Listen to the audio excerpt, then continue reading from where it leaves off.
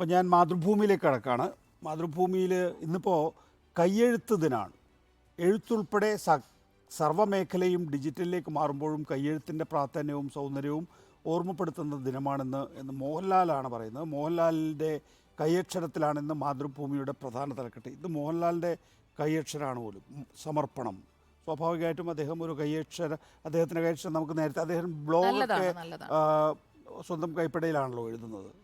അദ്ദേഹത്തിൻ്റെ കൈപ്പടം ഉള്ളത് കൊണ്ടുകൂടിയായിരിക്കണം ആ ബ്ലോഗ് അദ്ദേഹം സ്വന്തം കൈപ്പടയിൽ എഴുതുന്നത്. ഇന്നിപ്പോൾ മാതൃഭൂമിയുടെ പ്രധാന തലക്കെട്ട് സമർപ്പണം എന്ന അയോധ്യയുമായി ബന്ധപ്പെട്ട ലീഡ് വാർത്ത മോഹൻലാലിൻ്റെ കൈപ്പടയിലാണ്. മോഹൻലാലിൻ്റെ ഒരു സമർപ്പണമായി അത് മാറിയിരിക്കുന്ന ഒരു പൊളിറ്റിക്കലായിട്ടുള്ളൊരു സമർപ്പണം കൂടിയാണ് കേട്ടോ ഉണ്ണിയത്. മോഹൻലാൽ കഴിഞ്ഞ ദിവസം അയോധ്യയിൽ പോയില്ലല്ലോ. മോഹൻലാലിൻ്റെ കൈപ്പടയിലാണ് മാതൃഭൂമിയിലെ സമർപ്പണം എന്ന് പറയുന്ന ലീഡ് വന്നിരിക്കുന്നത്. ഞാൻ അതിനകത്ത് അത്രയധികം വായിക്കേണ്ടതുണ്ടോ എന്ന് എനിക്കറിയില്ല, അത്രയും പൊളിറ്റിക്സ് വായിക്കേണ്ടതുണ്ടോ എന്നറിയില്ല. വായിക്കുന്നതിൽ തെറ്റില്ല. എന്തായാലും പ്രേക്ഷകർക്ക് അത് വിട്ടുകൊടുക്കുന്നു. മോഹൻലാലിൻ്റെ കൈപ്പടയിൽ ആ സമർപ്പണം നൽകുന്നു എന്നുള്ളത്. കാരണം മോഹൻലാൽ വരാത്തതിനെ കുറിച്ച് സംഘപരിവാർ സർക്കിളുകളിൽ വലിയ നിലയിൽ സോഷ്യൽ മീഡിയയിൽ മോഹൻലാലിന് അറ്റാക്ക് ഉണ്ട്. ഇന്നലെ മോഹൻലാൽ പോകാത്തതുകൊണ്ട് അതുകൊണ്ടാണോ ഈ സമർപ്പണം എന്നറിയില്ല. ഏതായാലും കയ്യെഴുത്ത് ദിനത്തിൽ മോഹൻലാലിൻ്റെ സമർപ്പണമാണ് ഈ ലീഡ് വാർത്ത, അല്ലെങ്കിൽ ഈ ലീഡ് എന്നുള്ളതാണ് മാതൃഭൂമി പറയുന്നത്. കയ്യക്ഷര ഗുരു, ഇന്ന് കയ്യെഴുത്ത് ദിനം. മറ്റൊരു വാർത്ത കൂടി അതിനോടൊപ്പം ഉണ്ട്. വിശ്രമ ജീവിതം ആനന്ദകരമാക്കാൻ ബി ശാന്ത മതഗ്രന്ഥങ്ങൾ പകർത്തി എഴുതി തുടങ്ങിയത് ആത്മീയ കാര്യങ്ങളോടുള്ള താല്പര്യവും വടിവൊത്ത കയ്യക്ഷരവുമാണ്. ശ്രീകാര്യം ഗാന്ധിപുരം ചിലമ്പിൽ ലൈൻ ശ്രീവിശാഖിൽ റിട്ടയർഡ് അധ്യാപിക ശാന്ത, അവരുടെ ഒരു കയ്യക്ഷര 13 കൃതികൾ അവർ കൈപ്പടയിൽ മാറ്റി എഴുതിയെന്നാണ് പറയുന്നത്. ഏതായാലും മാതൃഭൂമിയുടെ പ്രധാന തലക്കെട്ട് ഇതാണ്, സമർപ്പണം. രാമക്ഷേത്രം തുറന്നു, സരയൂ തീരത്ത് ദീപാവലി എന്ന നിലയിൽ രാമക്ഷേത്രത്തിൻ്റെ പ്രാണപ്രതിഷ്ഠാ ചടങ്ങിനെ വലിയ വാർത്തയാക്കിയിരിക്കുന്നു. സ്വാഭാവികമായും വലിയ വാർത്തയാക്കിയിരിക്കുന്നു. ഒന്നാം പേജിൻ്റെ ഏതാണ്ട് 80% കൈയാളുന്നത് രാമക്ഷേത്രം തുറന്ന ഈ വാർത്തയാണ്. ഇന്നലെ നമ്മൾ തത്സമയം സംപ്രേഷണം നടത്തിയ വാർത്തയായതുകൊണ്ട് തന്നെ അതിൻ്റെ ഡീറ്റെയിലേക്ക് ഞാൻ പോകുന്നില്ല.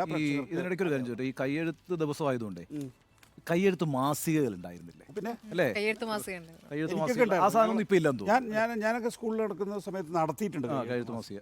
ഞാൻ സ്കൂളിലുള്ള സമയത്ത് കയ്യെഴുത്ത് മാസികയും, ഞാൻ പ്രീ ഡിഗ്രിക്ക് പയ്യന്നൂർ കോളേജിൽ പഠിക്കുന്ന സമയത്ത് പത്രവും നടത്തിയിട്ടുണ്ട്. പത്രം നടത്തിയിട്ടുണ്ട്. ചില്ലറ കാര്യമില്ല. ഇതല്ല, ഇത്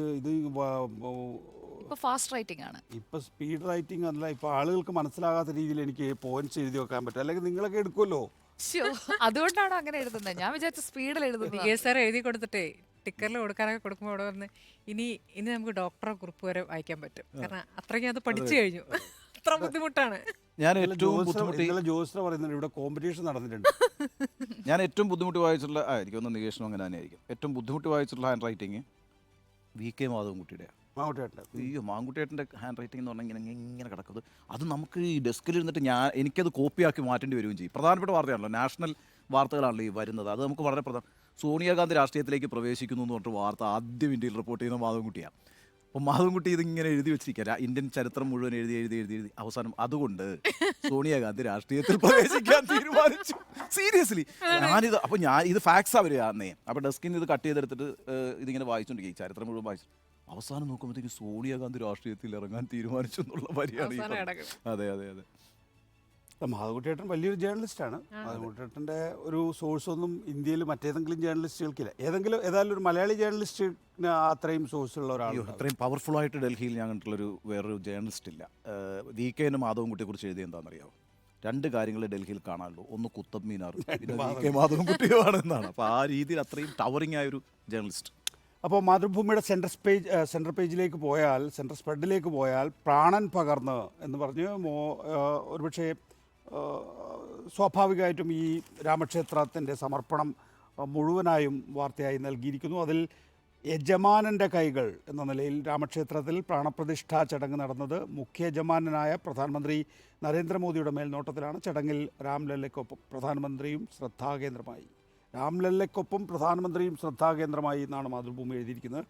മുഖ്യ യജമാൻ്റെ കൈകളിലൂടെ. എന്നിട്ട് ചടങ്ങിൽ നരേന്ദ്രമോദി ചെയ്യുന്ന കാര്യങ്ങൾ ഓരോന്നിൻ്റെയും ക്ലോസപ്പ് ഷോട്ടുകളും മാതൃഭൂമി പ്രസിദ്ധീകരിച്ചിട്ടുണ്ട്. പിന്നെ ഈ രാംലല്ലയുടെ പ്രത്യേകതകൾ എന്താണ്, അതുപോലെ തന്നെ ക്ഷേത്രത്തിൻ്റെ മനോഹര കാഴ്ച എന്താണ്, പുഷ്പവൃഷ്ടി, പങ്കെടുത്തവർ പങ്കെടുക്കാത്തവർ. അതോടൊപ്പം തന്നെ എഡിറ്റോറിയലും എഴുതിയിട്ടുണ്ട് സരയു ശാന്തമായി ഒഴുകട്ടെ, ഒപ്പം മനസ്സുകളും രാജ്യവും എന്നാണ്. എഡിറ്റോറിയലിൽ പ്രത്യേകതകളൊന്നുമില്ല. സ്വാഭാവികമായിട്ടും ഇന്നത്തെ ഒരു ദിവസം ഏതായാലും സംഘപരിവാറിനെ വേദനിപ്പിക്കാനൊന്നും മാതൃഭൂമി തയ്യാറായിട്ടില്ല. പക്ഷേ ഇങ്ങനെയൊരു ഉപദേശമുണ്ട്, കുറച്ച് സമാധാനം പുനഃസ്ഥാപിക്കേണ്ട ഒരു ആവശ്യകതയെക്കുറിച്ച് മാതൃഭൂമി ചൂണ്ടിക്കാണിക്കുന്നുണ്ട്. അതിൽ ഏറ്റവും പ്രധാനമായും അവരിങ്ങനെയാണ് അതിനെ കൺക്ലൂഡ് ചെയ്യുന്നത്. അതായത് അയോധ്യയിലെ പഴയ തർക്കഭൂമി ബാബറി മസ്ജിദിൻ്റേതാണെന്ന വാദവുമായി നിയമ പോരാട്ടം നടത്തിയ ഇക്ബാൽ അൻസാരിയെ മാതൃഭൂമി ലേഖകൻ ഷൈൻ മോഹൻ കഴിഞ്ഞ ദിവസം സന്ദർശിച്ചിരുന്നു. രാമക്ഷേത്രത്തിൽ നിന്ന് 4 അടി നടന്നാൽ അൻസാരിയുടെ വീടായി. പ്രശ്നം പുറത്തുള്ളവർക്കാണ്, ഇവിടെ ഞങ്ങളെല്ലാം സഹോദരങ്ങളെ പോലെയാണ് കഴിയുന്നത് എന്നാണ് അദ്ദേഹം അഭിമുഖത്തിൽ പറഞ്ഞത്. വീടിൻ്റെ പുറത്തെ ചായ്പിൽ അൻസാരിയുടെ ബന്ധുക്കൾക്കൊപ്പമിരുന്ന് തീകായുന്നവരുടെ കൂട്ടത്തിൽ ഒരു ഹിന്ദു സന്യാസിയെയും കണ്ടെന്ന് മാതൃഭൂമി ലേഖകൻ കൗതുകത്തോടെ റിപ്പോർട്ടിൽ എഴുതി. ഇക്ബാൽ അൻസാരിയും അദ്ദേഹം പറഞ്ഞ വാക്കുകളും നമ്മുടെ ഭരണഘടന വിഭാവനം ചെയ്ത ഇന്ത്യയെ പ്രതിനിധാനം ചെയ്യുന്നു. സാഹോദര്യ ഭാവനയാണ് ആ ഇന്ത്യയുടെ മുഖമുദ്ര. ബാബറി മസ്ജിദ് തകർക്കപ്പെട്ടതുപോലുള്ള അപഭ്രംശങ്ങൾ ഇനി ഉണ്ടാകരുത്. വർഗീയ കലാപങ്ങൾ ഉണ്ടാവരുത്. വിദ്വേഷം വിതയ്ക്കരുത്. മതങ്ങളെ രാഷ്ട്രീയ നേട്ടങ്ങൾക്കായി ഉപയോഗിക്കരുത്. പുതിയ പ്രകോപനങ്ങൾ സൃഷ്ടിക്കരുത്. പല നിറത്തിലുള്ള ഇതളുകളടങ്ങിയ അപൂർവ പുഷ്പം പോലെ ഇന്ത്യ ശോഭിക്കട്ടെ, സർവാശ്ലേഷിയായി തുടരട്ടെ ആണ് മാതൃഭൂമിയുടെ. സംഘർഷങ്ങൾ കല ഒന്നും വേണ്ട എന്ന് ഇന്നലെ മോഹൻ ഭാഗവതും പറഞ്ഞല്ലോ. മാതൃഭൂമിയുടെ മുഖപ്രസംഗം വായിക്കുക. അത് ആളുകൾ മാതൃഭൂമിയുടെ മുഖപ്രസംഗം എന്താണ് ഉദ്ദേശിക്കുന്നതെന്ന് മനസ്സിലാക്കുക. മറ്റൊരു വാർത്തയിലേക്ക് പോയാൽ വേറെ കൂടുതൽ വാർത്തകളൊന്നും ഇന്നലെ ഇല്ല അല്ലേ? ഇല്ല, ഈ ഒരു വാർത്തയിൽ തന്നെയാണ് നിൽക്കുന്നത്. അതുകൊണ്ട് ഞാനും പല തവണ മാർച്ചും തിരിച്ചുമൊക്കെ നോക്കി ഒരു പത്രം എന്നുള്ള നിലയിൽ. MV ഗോവിന്ദൻ എന്തുകൊണ്ട് ഇത് ഓർമ്മിപ്പിച്ചു എന്നെ സംബന്ധിച്ച ഒരു വിശദീകരണക്കുറിപ്പ് ബിജു പരവത്ത് തിരുവനന്തപുരത്ത് നിന്ന് നൽകിയിട്ടുണ്ട്. ഭരണത്തുടർച്ചയുണ്ടാക്കുന്ന അപകടം ഒഴിവാക്കാൻ ബംഗാൾ പാഠമാക്കണമെന്ന CPM സംസ്ഥാന കമ്മിറ്റിയുടെ മുന്നറിയിപ്പ് അവഗണിക്കപ്പെട്ടതിൻ്റെ ഓർമ്മപ്പെടുത്തലാണ് പാർട്ടി സംസ്ഥാന സെക്രട്ടറി MV ഗോവിന്ദൻ്റെ പ്രസ്താവനയിൽ പ്രകടമായത്. ഞാനാണ് കമ്മ്യൂണിസ്റ്റ് പാർട്ടിയെന്നും ഞാനില്ലാതെ പിന്നെ എന്ത് കമ്മ്യൂണിസ്റ്റ് പാർട്ടി എന്നുള്ള വിചാരം നമുക്കുണ്ടായിരിക്കുകയാണെന്നാണ് കഴിഞ്ഞ ദിവസം ഗോവിന്ദൻ എന്തുകൊണ്ട് മിഞ്ഞാന്നത് പറഞ്ഞു എന്ന് ഇന്ന് വിശദമാക്കാൻ ശ്രമിക്കുകയാണ് മാതൃഭൂമി. അത് പറഞ്ഞിട്ടും മുന്നറിയിപ്പുകൾ നൽകിയിട്ടും തിരുത്തപ്പെടുന്നില്ല എന്നുള്ളത് കൊണ്ടാണ് എന്നാണ് മാതൃഭൂമി വിലയിരുത്തുന്നത്. അതാണ് ആ വാർത്ത. അതിലും പ്രത്യേകിച്ച് പുതുമയൊന്നുമില്ല. മറ്റു വാർത്തകളൊന്നും യഥാർത്ഥത്തിലില്ല. പക്ഷേ എന്നെ സംബന്ധിച്ചിടത്തോളം പ്രത്യേക താല്പര്യമുള്ളൊരു വാർത്ത എന്ന് പറയുന്നത് ഏഷ്യ കപ്പ് ഫുട്ബോളിൽ ഇന്ന് ഇന്ത്യ സെറിയ മത്സരം നടക്കുന്നു എന്നുള്ളതാണ്. ഇന്ന് ജയിക്കുകയാണെങ്കിൽ ഒരു പ്രീ ക്വാർട്ടർ സാധ്യത തുറന്നു വെച്ചിട്ടുണ്ട് എന്നുള്ളതാണ് മാതൃഭൂമി അൽഖോറിൽ നിന്ന് സിറാജ് കാസിമിലൂടെ എഴുതുന്നത്. ഫുൾ സ്ക്വാഡ് അവൈലബിൾ ആണ് എന്നുള്ളതാണ് ഏറ്റവും പ്രധാനപ്പെട്ട കാര്യം. നമ്മൾ 2 കളി നല്ല ഗംഭീരമായി തോറ്റിട്ടുണ്ട്. അത് 3ാമത്തെ കളിയാണ് എന്നുള്ളത് കൊണ്ട് തന്നെ നമ്മളിപ്പോൾ ഫുൾ സ്ക്വാഡ് അവൈലബിൾ ആണ് എന്നുള്ളതാണ് പോസിറ്റീവായിട്ടുള്ള ഏക ഘടകം. നമ്മുടെ ഫുൾ സ്ക്വാഡ് ഈ മത്സരത്തിന് ലഭ്യമാകുമെന്നതാണ് ഏറ്റവും വലിയ പ്ലസ് പോയിൻ്റ്. സഹലടക്കമുള്ളവരെ പരിക്കിൽ നിന്ന് മോചിതരായിട്ടുണ്ട് എന്നാണ് സ്റ്റിമാച്ച് പറഞ്ഞിരിക്കുന്നത്, കോച്ച് പറഞ്ഞിരിക്കുന്നത്. അതുകൊണ്ട് തന്നെ ഇന്നത്തെ മത്സരത്തിൽ ചെറിയ പ്രതീക്ഷ. പക്ഷേ സിറിയക്കെതിരെയാണ് മത്സരം. എല്ലാ ഏഷ്യൻ ടീമുകളും ഇപ്പോൾ നല്ല ടീമുകളാണ് യഥാർത്ഥത്തിൽ. അപ്പം നമ്മൾ കളിച്ചിട്ടുള്ള 2 ടീമുകളോടും നമ്മൾ നന്നായി തോറ്റു. ആദ്യം തോറ്റത് നമുക്കറിയാവുന്നതുപോലെ ഓസ്ട്രേലിയയോടാണ്, 2-0 തോറ്റത്. അത് കഴിഞ്ഞതിന് ശേഷം ഉസ്ബെക്കിസ്ഥാനോട് 3-0 തോറ്റു. സിറിയയുമായി ബന്ധപ്പെട്ട മത്സരത്തിൽ ഡിഫൻസ് നിർണായകമാണ് എന്ന് അൽഖോറിൽ നിന്ന് സിറാജ് കാസിം വിലയിരുത്തിയിട്ടുണ്ട്. ഏതായാലും ഇന്നത്തെ കളിയോടുകൂടി നമുക്ക് ഏഷ്യ കപ്പിൽ തുടർന്ന് കളിക്കണോ വേണ്ടയോ എന്നുള്ളത് സംബന്ധിച്ച് അറിയാം എന്നുള്ളതാണ്. മറ്റൊന്ന് നമ്മൾ ഇന്നലെ കൊടുത്ത വാർത്ത തന്നെയാണ്. നിരവധി അന്താരാഷ്ട്ര വാർത്തയാണ്. അത് പല തലങ്ങളിൽ ചർച്ച ചെയ്യപ്പെട്ടിട്ടുള്ളതാണ്. എന്നാൽ പോലും US പ്രസിഡന്റ് തെരഞ്ഞെടുപ്പിൽ റിപ്പബ്ലിക്കൻ സ്ഥാനാർത്ഥിയായി മത്സരിച്ചിരുന്ന ഡിസാന്റിസ് പിന്മാറിയിട്ടുണ്ട്. ട്രംപിന് നിക്കി ഹേലി മാത്രമാണ് ഇനിയിപ്പോൾ മത്സരിക്കാനുള്ളത്. നിക്കി ഹേലി മാറുന്നില്ല എന്ന് മാത്രമല്ല, നിക്കി ഹേലിയും ട്രംപും തമ്മിൽ ഒരു വ്യക്തിപരമായിട്ടുള്ള ഒരു വലിയ സംഘർഷത്തിലേക്ക് കാര്യങ്ങൾ പോകുന്നുണ്ട് എന്നുള്ളതാണ്. നിക്കി ഹേലി നേരത്തെ അവർ ഇന്ത്യൻ വംശജയാണ് എന്നുള്ളത്. അപ്പോൾ നോക്കൂ, അമേരിക്കൻ പ്രസിഡന്റ് തെരഞ്ഞെടുപ്പിൽ ഇപ്പോൾ റിപ്പബ്ലിക്കൻ പാർട്ടിയുടെ 2 സ്ഥാനാർത്ഥികളിൽ ഒന്ന് ഇന്ത്യൻ വംശജർ അവിടെ ഒരു സർവ്വവ്യാപിയായി മാറിക്കഴിഞ്ഞിരിക്കുന്നു എന്നുള്ളതാണ്. നിക്കി ഹേലി നേരത്തെ അവരുടെ UN പ്രതിനിധിയൊക്കെ ആയിരുന്നു ട്രംപിൻ്റെയൊക്കെ കാലഘട്ടത്തിൽ തന്നെ. പിന്നീട് അവർ അവിടെ നിന്ന് മാറി. ഏതായാലും നിക്കി ഹേലി മാത്രമായി മാറിക്കഴിഞ്ഞിരിക്കുന്നു എന്നുള്ളതാണ് ഏറ്റവും പ്രധാനപ്പെട്ട കാര്യം. അപ്പോൾ ഏതായാലും ഒരു കാര്യം ഉറപ്പായി, ഡൊണാൾഡ് ട്രംപ് തന്നെയായിരിക്കും റിപ്പബ്ലിക്കൻ പാർട്ടിയുടെ സ്ഥാനാർത്ഥി എന്നുള്ളതാണ്. ഓക്കെ, നമുക്ക് മാതൃഭൂമിയിൽ നിന്ന് മനോരമയിലേക്ക് വന്നാൽ ഞാൻ ഇന്ന് മനോരമ പത്രം എടുക്കണമെന്ന് ഇങ്ങനെ ആഗ്രഹിച്ചിരുന്നു. എന്ന് വെച്ചാൽ എന്തായിരിക്കും ഇവരുടെ ഒരു ഡിസൈനിലെ പ്രത്യേകത. പക്ഷേ അങ്ങനെയുള്ള പ്രത്യേകതകളൊന്നും ഇത്തവണ മാതൃഭൂമി കൊടുത്തതുപോലെയുള്ള ഒരു സെൻട്രൽ സ്പ്രെഡും അല്ല മനോരമ ഇന്ന് കൊടുത്തിരിക്കുന്നത്. അവരുടെ എഡിറ്റോറിയലും രാമക്ഷേത്രവുമായി ബന്ധപ്പെട്ടല്ല എന്നതാണ് ഇന്നത്തെ പത്രം മൊത്തത്തിലെടുത്ത് നോക്കുമ്പോൾ മനോരമയിൽ നമുക്ക് കാണാൻ കഴിയുന്നത്. കൺതുറന്ന് രാംലല്ല എന്ന തലക്കെട്ടിൽ രാംലല്ല വിഗ്രഹത്തിൻ്റെ ഒരു പൂർണ്ണ ചിത്രം, നരേന്ദ്രമോദി അർച്ചന നടത്തുന്ന ചിത്രമാണ് കൊടുത്തിരിക്കുന്നത് ആദ്യ പേജിൽ. അതോടൊപ്പം തന്നെ നേരത്തെ സാർ സൂചിപ്പിച്ചതുപോലെ മാതൃഭൂമിയിൽ 80% രാമക്ഷേത്രവുമായി ബന്ധപ്പെട്ട വാർത്തകളാണെങ്കിൽ മനോരമയിൽ അത് ഏകദേശം ഒരു 60% മാത്രമാണ് ഉള്ളത്. പരസ്യ ഭാഗം കൂടി ഒഴിവാക്കുകയാണെങ്കിൽ 50 എന്ന് കൂട്ടാം. അതോടൊപ്പം തന്നെ ഈ രാംലല്ല കൺതുറന്ന് എന്ന തലക്കെട്ടിനൊപ്പം തന്നെ അതേ ബോക്സിൽ അസമിൽ രാഹുലിനെ തടഞ്ഞതും സർവ്വമത റാലിയുമായി മമത എത്തിയതും റിപ്പോർട്ട് ചെയ്യാൻ മനോരമ ശ്രദ്ധ കാട്ടിയിട്ടുണ്ട്. അതോടൊപ്പം ഉൾപ്പെടുത്തിയിരിക്കുന്ന മറ്റൊരു വാർത്ത, മതസൗഹാർദ്ദത്തിന് അബ്ദുൾ റസാഖിന്റെ നന്മ വഴി, ക്ഷേത്ര പ്രദക്ഷിണ വഴിക്ക് സൗജന്യമായി സ്ഥലം വിട്ടു നൽകിയ അബ്ദുൾ റസാഖിന്റെ ചിത്രമടക്കം ഒരു വാർത്ത കൂടി ഉൾപ്പെടുത്തിയിരിക്കുന്നു. മലപ്പുറത്തു നിന്നുള്ള റിപ്പോർട്ടാണ്.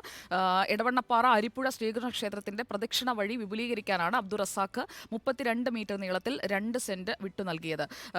വർഷങ്ങളായി ക്ഷേത്രസമിതിയുടെ മുന്നിലുള്ള വിപുലീകരിക്കാനുള്ള പദ്ധതിയാണ് യാഥാർത്ഥ്യമായിരിക്കുന്നത്. സൗജന്യമായി ഭൂമി നൽകാമെന്ന് റസാഖ് അറിയിച്ചു. ആ വാർത്ത കൂടി, പ്രത്യേകിച്ചും ഒരു ഭൂമി തർക്കത്തിനൊടുവിൽ സുപ്രീം കോടതി വിധിയിലൂടെ ഉയർന്ന രാമക്ഷേത്രത്തിന്റെ പ്രതിഷ്ഠ നടക്കുന്ന അതേ വേളയിൽ തന്നെ ഈ വാർത്ത കൂടി ചേർത്ത് മനോരമ പ്രസിദ്ധീകരിച്ചിരിക്കുകയാണ്. മറ്റൊരു പ്രധാനപ്പെട്ട വാർത്ത ഒറ്റ തെരഞ്ഞെടുപ്പുമായി ബന്ധപ്പെട്ടാണ്. ഒരു രാജ്യം ഒരു തെരഞ്ഞെടുപ്പ്. അതിൽ ഇതുവരെ ലഭിച്ച പ്രതികരണങ്ങൾ അത് 20,972 രാഷ്ട്രീയ പാർട്ടികളിൽ നിന്ന് 46 കക്ഷികളിൽ നിന്നും അഭിപ്രായങ്ങൾ തേടി. പക്ഷേ 17 കക്ഷികൾ മാത്രമാണ് പ്രതികരിച്ചത്. ഇന്ത്യ മുന്നണിയിലെ കക്ഷികളെല്ലാം ഒറ്റ തെരഞ്ഞെടുപ്പിന് എതിരാണ്. 2029 മാത്രം ഈ നടപ്പാക്കാൻ കഴിയുള്ളൂ, ഒറ്റ തെരഞ്ഞെടുപ്പ് നടത്താൻ കഴിയൂ എന്നാണ് കേന്ദ്ര തെരഞ്ഞെടുപ്പ് കമ്മീഷൻ സമിതിയെ അറിയിച്ചത്. അടുത്ത യോഗം ഈ മാസം 27-ന് ചേരും. അനുകൂലിച്ചവർ 81%. അപ്പോൾ ഒരു രാജ്യം ഒരു തെരഞ്ഞെടുപ്പ് എന്നതിലേക്ക് പതിയെ നീങ്ങുന്നു എന്ന് സൂചിപ്പിക്കുന്ന ഒരു റിപ്പോർട്ടാണ് മനോരമ ആദ്യ പേജിൽ തന്നെ നൽകിയിരിക്കുന്നത്. ഉൾപേജുകളിലേക്ക് വന്നു കഴിഞ്ഞാൽ മഹാരാജാസിലെ വാർത്തയൊക്കെ ഉൾപേജിൽ കാര്യമായി തന്നെ മനോരമ കൊടുത്തിട്ടുണ്ട്. അതോടൊപ്പം തന്നെ ഈ പ്രധാനമന്ത്രി രാംലല്ല പ്രതിഷ്ഠാ ചടങ്ങിൽ നിന്ന് വന്നതിന് ശേഷം ആദ്യമായി പ്രഖ്യാപിച്ച പദ്ധതി, അത് പ്രധാനമന്ത്രി സൂര്യോദയ പദ്ധതിയാണ്. രാംലല്ല വിഗ്രഹത്തിൻ്റെ മകുടത്തിലും രാമനവമി ദിവസം സൂര്യപ്രകാശം തട്ടുന്ന തരത്തിലാണ് വിഗ്രഹത്തിൻ്റെ പ്രതിഷ്ഠ. ആദ്യം പ്രഖ്യാപിക്കുന്ന പദ്ധതി പ്രധാനമന്ത്രി സൂര്യോദയ പദ്ധതി എന്ന സൗരോർജ്ജ പദ്ധതിയാണ്. ഹൈക്കോടതിയിൽ നിന്ന് വന്ന ഒരു വിമർശനം, അതാണ് 5-ാമത്തെ പേജിൽ മനോരമ നൽകിയിരിക്കുന്നത്. ഇന്നലെ വലിയ കാര്യമായൊന്നും തലക്കെട്ടുകളിലേക്ക് വരാത്ത ഒരു വാർത്തയാണ് എന്ന് തോന്നുന്നു. നമ്മൾ കൈകാര്യം ചെയ്തിരുന്നു. സഹകരണ സംഘങ്ങൾ കോടീശ്വരന്മാർക്കുള്ളതല്ലെന്നും സാധാരണക്കാരുടെ ആവശ്യങ്ങൾക്കുള്ളതാണെന്നും ഹൈക്കോടതി. കരുവന്നൂർ സഹകരണ ബാങ്ക് കേസിൽ അന്വേഷണം അനിശ്ചിതമായി നീളാനാകില്ല, അത് സംവിധാനത്തെ തന്നെ ബാധിക്കും എന്നാണ് ജസ്റ്റിസ് ദേവൻ രാമചന്ദ്രൻ പറഞ്ഞിരിക്കുന്നത്. അക്കൗണ്ടുകൾ മരവിപ്പിച്ച് ചോദ്യം ചെയ്ത് പ്രതി അലി നൽകിയ ഹർജി പരിഗണിക്കുമ്പോഴാണ് അന്വേഷണം അനിശ്ചിതമായി ഇങ്ങനെ നീളാൻ കഴിയില്ല എന്ന് ഹൈക്കോടതി വ്യക്തമാക്കിയിരിക്കുന്നത്. വായ്പ തീർത്തു, പക്ഷേ രേഖകൾ ബാങ്കിൽ നിന്ന് തിരികെ ലഭിച്ചില്ല, അത് ദുരുപയോഗം ചെയ്യപ്പെട്ടു എന്നാണ് ഹർജിക്കാരൻ കോടതിയെ അറിയിച്ചിരിക്കുന്നത്. അപ്പോൾ അത് കേസുമായി ബന്ധപ്പെട്ട ഒരു രേഖയായി കൂടി മാറുകയാണ്. അതാണ് ഉൾപേജിലുള്ള പ്രധാനപ്പെട്ട വാർത്ത. നമ്മൾ എഡിറ്റോറിയൽ പേജിലേക്ക് വന്നാൽ ഇന്നത്തെ എഡിറ്റോറിയൽ രാമക്ഷേത്രത്തെക്കുറിച്ചോ രാംലല്ല പ്രതിഷ്ഠയെക്കുറിച്ചോ അല്ല. നായ്പ്പല്ലിൽ കേരളം, ഉത്തരവാദിത്തം സർക്കാർ മറക്കരുത്. തെരുവ് നായ്ക്കളുടെ ആക്രമണത്തെക്കുറിച്ച് മനോരമ ഒരു എഡിറ്റോറിയൽ എഴുതിയിരിക്കുകയാണ്. രാംലല്ല പ്രാണപ്രതിഷ്ഠയെക്കുറിച്ചുള്ള ഒരു എഡിറ്റോറിയൽ ആയിരിക്കാം വരികയെന്നാണ് പൊതുവെ പ്രതീക്ഷിച്ചിരുന്നതെങ്കിലും അതിലും വ്യത്യസ്തമായ ഒരു വിഷയമാണ് തിരഞ്ഞെടുത്തിരിക്കുന്നത്. തെരുവുനായ ശല്യം നിയന്ത്രിക്കാൻ വന്ധ്യംകരണമാണ് പ്രധാനപ്പെട്ടത്. ABC കേന്ദ്രങ്ങളുടെ നടപ്പാക്കൽ അത് എവിടെ വരെ എത്തി എന്നൊക്കെ ഇന്നത്തെ ദിവസം തെരഞ്ഞെടുത്ത് പ്രസിദ്ധീകരിച്ചിരിക്കുന്നു എന്നത് ഒരു കൗതുകമായി തോന്നി. അതുകൊണ്ടാണ് ഞാനത് സൂചിപ്പിച്ചത്. 7-ാമത്തെ പേജിൽ, അതായത് ഒരു സെൻട്രൽ സ്പ്രെഡായി ഉൾപ്പെടുത്തിയിട്ടില്ല രാമക്ഷേത്രത്തിലെ ഉത്സവങ്ങൾ, ഒരു പേജിലാണ് നൽകിയിരിക്കുന്നത്. ഇടവേളയില്ലാത്ത ഉത്സവം, 10 ലക്ഷം ദീപപ്രഭയിൽ അയോധ്യ എന്ന് പറഞ്ഞുകൊണ്ട് സരയൂ തീരത്തെ ദീപങ്ങൾ തെളിയിച്ച ദൃശ്യമുണ്ട്. അതോടൊപ്പം നരേന്ദ്രമോദിയുടെ സാഷ്ടാംഗ പ്രണാമത്തിൻ്റെ ചിത്രവും മനോരമ ഉൾപേജിൽ നൽകിയിരിക്കുന്നു. രാമക്ഷേത്രത്തിൻ്റെ ഒരു വൈറ്റ് ഷോട്ടുണ്ട്, ഒപ്പം പങ്കെടുത്ത പ്രമുഖരുടെ ചിത്രങ്ങളുണ്ട്. ഇതെല്ലാം നമ്മൾ തത്സമയം സംപ്രേഷണം ചെയ്തതായതുകൊണ്ട് അതിലേക്ക് ഞാനും വിശദമായി പോകുന്നില്ല. മറ്റൊരു പ്രധാനപ്പെട്ട വാർത്ത, യുവജനങ്ങൾ കേരളം വിടുന്നതിൽ ഭിന്നാഭിപ്രായവുമായി തീരുമാനവുമായി ചങ്ങനാശ്ശേരി ആർച്ച് ബിഷപ്പും മുഖ്യമന്ത്രിയും എന്നുള്ളതാണ്. രക്ഷപ്പെടാൻ സംസ്ഥാനം വിടണമെന്ന് യുവാക്കൾക്ക് തോന്നൽ എന്ന് മാർ പെരുന്തോട്ടം പറയുന്നു. കാലത്തിന്റെ മാറ്റമാണിതെന്ന് മുഖ്യമന്ത്രി പറയുന്നു. ലാഘവത്തോടെ കാണരുതെന്ന് വി.ഡി. സതീശൻ പറയുന്നു. ആർച്ച് ബിഷപ്പ് മാർ ജോസഫ് പെരുന്തോട്ടവും മുഖ്യമന്ത്രി പിണറായി വിജയനും തമ്മിൽ സംസാരിച്ചിരിക്കുന്ന ഒരു ചിത്രമടക്കമാണ് ഈ വാർത്ത മനോരമ വളരെ വിശദമായി തന്നെ നൽകിയിരിക്കുന്നത്. ഇതിന്മേൽ തുടർ പ്രതികരണങ്ങൾക്കും സാധ്യതയുള്ള ഒരു വിഷയമായി അത് നിൽക്കുന്നു.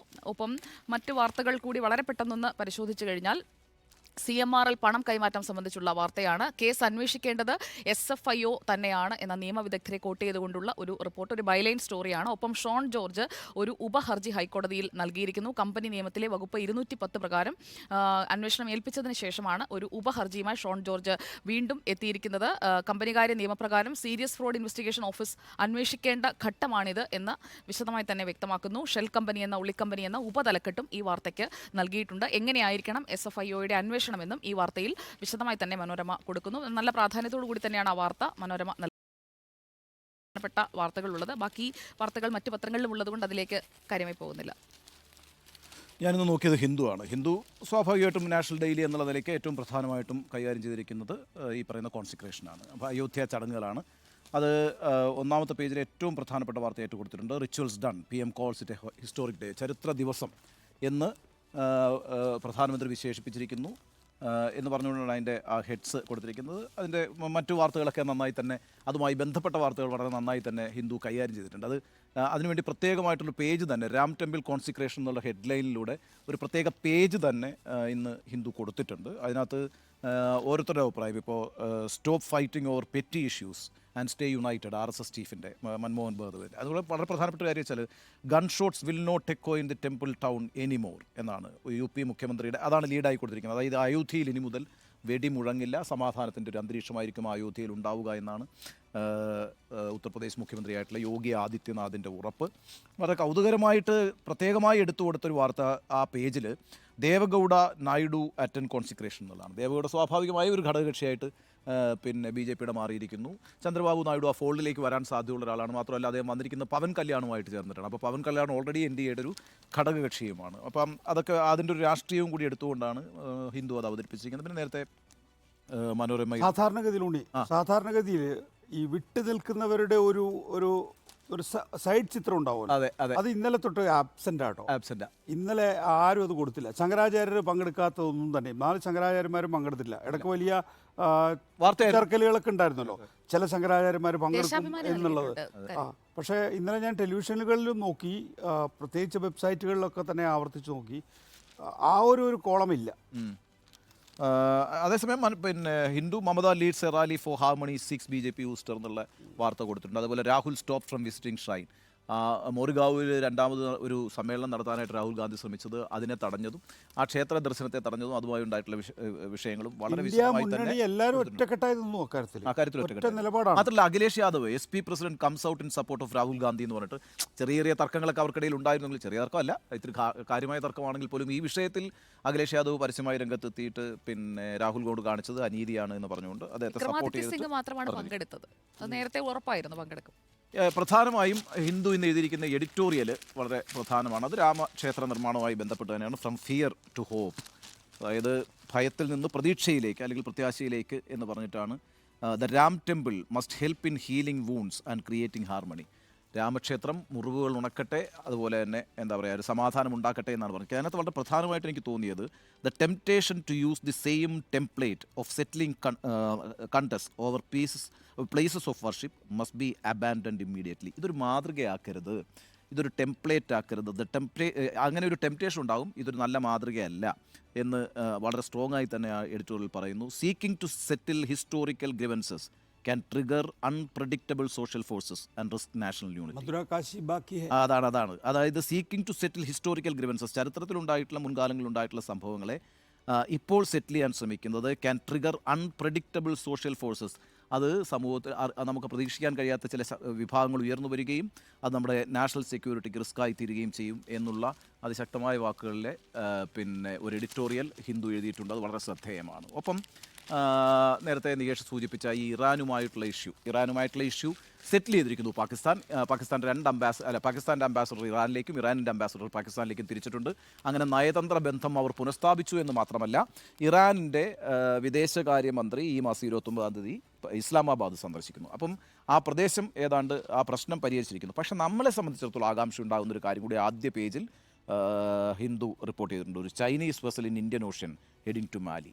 ഒരു ചൈനീസ് റിസർച്ച് കപ്പൽ മാൽഡീവ്സിനെ ലക്ഷ്യമാക്കി നീങ്ങുന്നതായിട്ട് ഇന്ത്യൻ ഓഷ്യൻ്റെ നമ്മുടെ ആളുകൾ അതിൻ്റെ റഡാറിൽ കണ്ടെത്തിയിട്ടുണ്ട്. അവരുടെ ആ യാത്ര എന്ന് പറയുന്നത് എന്തുദ്ദേശത്തോടു കൂടിയാണ് ഇപ്പോൾ ചൈനീസ് കപ്പൽ, ഒരു റിസർച്ച് കപ്പലാണത്, ആ വെസൽ എന്ത് കാര്യത്തിനാണ് മാൽഡീവ്സിലേക്ക് വരുന്നത് എന്നുള്ളൊരു ആകാംക്ഷ ഇന്ത്യക്കുണ്ട്. അപ്പോൾ അത് ഈ ഇന്ത്യക്കും മാൽഡീവ്സിനും ഇടയിൽ ഉണ്ടായിട്ടുള്ള തർക്കങ്ങളുടെ പരമാവധി പ്രയോജനപ്പെടുത്താനായിട്ട് ചൈന നടത്തുന്ന ശ്രമങ്ങൾ ഇപ്പോൾ ചൈന മാത്രമല്ല ചൈനീസ് മിനിസ്റ്റർ ഇപ്പോൾ ഉടനെ മാൽഡീവ്സ് വിസിറ്റ് ചെയ്യാൻ പോകുന്നു. 2 ആഴ്ച മുമ്പ് മാൽഡീവ്സിൻ്റെ പ്രസിഡന്റ് ചൈന വിസിറ്റ് ചെയ്തിരുന്നു. അപ്പോൾ ആ ടൈസ് കൂടുതൽ ശക്തമാകുന്നു എന്നുള്ളൊരു വാർത്ത കൂടെ ഇക്കാര്യത്തിൽ നൽകുന്നുണ്ട്. ഇതൊക്കെയാണ് പ്രധാനമായിട്ടും ഹിന്ദു കൈകാര്യം ചെയ്തിരിക്കുന്ന വാർത്തകൾ. ഇല്ല, പത്രം കഴിഞ്ഞു. ഇതെങ്ങനെയുണ്ട് ഇതിൻ്റെ എന്താണ് വോട്ട്? ദേശാഭിമാനി വോട്ട് പ്രതിഷ്ഠ എന്നുള്ളതാണ് തലക്കെട്ട് കൊടുത്തിരിക്കുന്നത്. സ്വാഭാവികമായും ദേശാഭിമാനിയിൽ നിന്ന് കാര്യമായിട്ട് തന്നെ എതിരഭിപ്രായങ്ങൾ ഉയർത്തിയവരുടെ ചിത്രമുണ്ട്. ഭരണഘടനയുടെ സിനിമാ താരങ്ങൾ, മലയാള സിനിമാ താരങ്ങളാണ്. പാർവതി തിരുവോത്ത്, ആഷിഖ് കപൂർ, ഇമ കലിംഗൽ, സയനോര, ഷെയ്ൻ നിഗം. അവരൊക്കെ ഫേസ്ബുക്കിൽ ഭരണഘടനയുടെ ആദ്യ പേജാണ്. പിന്നെ മധ്യപ്രദേശിൽ 4 പള്ളിയിലെ കുരിശിൽ കാവിക്കൊടി കെട്ടി എന്നൊരു വാർത്തയുണ്ട്. നമ്മൾ വേറെ എന്തെങ്കിലും കണ്ടില്ല? ഞാൻ ഹിന്ദുവിലൊന്നും കണ്ടില്ല. ഭോപ്പാലിലാണ് അയോധ്യ പ്രതിഷ്ഠ മറയാക്കി മധ്യപ്രദേശിൽ ക്രിസ്ത്യൻ പള്ളികൾക്ക് നേരെ വ്യാപകമായ ആക്രമണം അടിച്ചുവിട്ട സംഘപരിവാർ. ആ ചിത്രം അടക്കമുണ്ട് കേട്ടോ. റാണാപുരിയിലെ പള്ളിയിൽ സംഘപരിവാർ അതിക്രമിച്ചു കയറി കാവിക്കൊടി കെട്ടുന്നതിന്റെ ചിത്രമടക്കം. ഇങ്ങനെ ഒരു കെട്ടലാണല്ലോ മുമ്പുണ്ടായിട്ടുള്ളത്. അദ്വാനി, മുരളി മനോഹർ ജോഷിയും വിട്ടുനിന്നു. മതരാഷ്ട്രം ലക്ഷ്യമെന്ന പ്രഖ്യാപനം. അയോധ്യയിലെ രാമക്ഷേത്രത്തിൽ വിഗ്രഹ പ്രതിഷ്ഠ. വോട്ട് പ്രതിഷ്ഠ എന്നുള്ളത് ഒരു ചോര ഒഴുക്കിക്കൊണ്ടുള്ള ചിത്രമാണ്. പഴയ അതെ തകർക്കുന്ന ചിത്രം. പിന്നെ പിണറായി വിജയൻ പറഞ്ഞതുണ്ട്, മതചടങ്ങിനെ ഔദ്യോഗിക പരിപാടിയാക്കുന്നു എന്നുള്ള ഒരു കാര്യം. പിന്നെ ഇംഗ്ലീഷിലാണ് സ്റ്റേറ്റ്മെന്റ് നടത്തിയിരിക്കുന്നത്. രാജ്യത്തെ മുഴുവൻ പറയാണല്ലോ, അഭിസംബോധന. നമ്മൾ ഇവിടെ മാത്രം പറയുന്നല്ലോ. അത് വളരെ കാര്യമായിട്ട് ഞാൻ ഹിന്ദു വളരെ കാര്യമായിട്ട് അത് പിണറായി വിജയന്റെ കാരണം വെച്ചാൽ ഒരു മതചടങ്ങിനെ പിന്നെ സർക്കാർ പരിപാടിയാക്കി മാറ്റിയിരിക്കുന്നു. അത് ഇന്ത്യയുടെ ഭരണഘടനയ്ക്ക് നിരക്കുന്നതല്ല എന്നുള്ളതാണ് പിണറായി വിജയന്റെ സ്റ്റേറ്റ്മെന്റ്. അദ്ദേഹത്തിന് ക്ഷണമുണ്ടായിരുന്നു, പക്ഷെ പോയുമില്ല. പിന്നെ എഡിറ്റ് പേജിലേക്ക് വരികയാണെങ്കിൽ അയോധ്യയിൽ ജീവിതം നഷ്ടപ്പെടുന്നവർ, അതൊരു ടൂറിസ്റ്റ് കേന്ദ്രമാകുമ്പോൾ അവിടെ നേരത്തെ ജീവിച്ചു പോകുന്നവർ എങ്ങനെയാണ് പിന്തള്ളപ്പെടുന്നത് എന്നുള്ളൊരു സാജൻ യോജൻ്റെ ഒരു ലേഖനമുണ്ട്. അത് അയോധ്യയിൽ ഹനുമാൻ ഗഡിക്ക് സമീപം പൂക്കച്ചവടം നടത്തുന്ന ഉഷാദേവിയുടെ വീടും ഒരു ആകെ പൊളിഞ്ഞ ഒരു വീടും ദൃശ്യങ്ങളും ഉണ്ട്. അവരൊക്കെ പിന്നെ അവിടെ നിന്ന് പോകേണ്ടി വരും എന്നുള്ള ഒരു ലേഖനമാണ്. 30,000 കോടി രൂപയുടെ പ്രോജക്റ്റാണ് അയോധ്യ എന്ന് പറയുന്നത്. അത് രാംപത്തിലൂടെ സഞ്ചരിക്കുമ്പോൾ ഇരുവശത്തും പൊളിച്ചിട്ട വീടുകളും കടകളും കാണാം. മോദിയുടെയും യോഗി ആദിത്യനാഥിൻ്റെയും കട്ടൗട്ടുകൾ പല കാഴ്ചകളും മറക്കുകയാണ്. പക്ഷെ സാവധാനം നടന്നാൽ അയോധ്യാവാസികളുടെ സങ്കടം കണ്ടറിയാം. അയോധ്യയിൽ സരയൂ നദീതീരത്തെ നയാഘട്ട് മുതൽ സദത്ഗഞ്ച് വരെ 13 കിലോമീറ്റർ ദൈർഘ്യമുള്ള രാംപത്തിൻ്റെ ഓരങ്ങളിലെ 1100-ൽ പരം വീടുകളും കടകളും റോഡ് വികസനത്തിന്റെ ഭാഗമായി ഇതിനകം പൊളിച്ചു. സ്ഥലവും കെട്ടിടവും നഷ്ടമായവർക്ക് ലഭിച്ചത് തുച്ഛമായ പ്രതിഫലം മാത്രം. സ്വന്തമായും ഉണ്ടായിരുന്ന കടമുറിയുടെ 90% വരെ നഷ്ടമായവരുമുണ്ട് എന്നുള്ളതാണ്. ദേശാഭിമാനി ഇന്നലെ മുതൽ റിപ്പോർട്ട് ചെയ്യുന്ന ഒരു പ്രധാനപ്പെട്ട കാര്യം എന്ന് പറഞ്ഞാൽ അയോധ്യയിലുള്ളവരെ അവിടെ നിന്ന് ഡിസ്പ്ലേസ്മെന്റ്, എന്നിട്ട് ഈ മറ്റുള്ള ഇടങ്ങളിൽ നിന്നുള്ള വലിയ ടൂറിസ്റ്റ് കേന്ദ്രങ്ങളാക്കാൻ ശേഷിയുള്ള സാമ്പത്തിക ശേഷിയുള്ളവരെ അകത്തേക്ക് കയറ്റുന്നു എന്നുള്ളതാണ് ദേശാഭിമാനി ഇന്നലെ തൊട്ട്. ശരിക്കും നമ്മൾ അവിടെ പോയിട്ട് എന്താണ് അവിടുത്തെ അവസ്ഥ എന്നുള്ളത് നമുക്ക് കാണിക്കാൻ പറ്റുകയാണെങ്കിൽ, ഇപ്പം ക്ഷേത്രം ഡിസ്പ്ലേസ്മെന്റ് ഒക്കെ വേണമെങ്കിൽ നന്നായി റിപ്പോർട്ട് ചെയ്യാവുന്ന ഒരു 14,000 കോടി രൂപയുടെ വികസന പദ്ധതികളാണ് പ്രധാനമന്ത്രിയോട് പ്രഖ്യാപിച്ചിരിക്കുന്നത്. അവിടെ ഇപ്പം ഒരേ രൂപത്തിലുള്ള ഒരേ നിറത്തിൽ പെയിന്റ് അടിച്ച കടകൾ അങ്ങനെയാണ് തെരുവിൽ കാണുന്നതെന്നാണ് പറയുന്നത്. അപ്പൊ ഈ പറഞ്ഞ നേരത്തെ ഉണ്ടായിരുന്ന പഴയ ആളുകൾ ചെറിയ കച്ചവടമൊക്കെ ആയിട്ട്. ഇന്നലെ യോഗി ആദിത്യനാഥ് പ്രസംഗിച്ചതാണ് ലോകത്തിന്റെ സാംസ്കാരിക തലസ്ഥാനമായിട്ട് വരുന്നു അയോധ്യ എന്നുള്ളതാണ്. അവരെ സംബന്ധിച്ചിടത്തോളം ആ നിലയിൽ വെച്ചാൽ ഒരു ഹിന്ദു വത്തിക്കാനാക്കി മാറ്റുക എന്നുള്ളത്, അതൊരു ഹെറിറ്റേജ് ടൗൺഷിപ്പ് ആയിട്ട് മാറും സ്വാഭാവികമായിട്ട്. ഇപ്പൊ ഈ പറഞ്ഞ കണക്ക് ഒരേ രീതിയിൽ ഈ പെയിന്റും ഒക്കെ അടിച്ച് സമയം കൂടി അല്ലേ? അതല്ല, നമ്മുടെ നോബിള് റെഡിയാണ് അയോധ്യ കാര്യങ്ങൾ പറയാനായിട്ട്.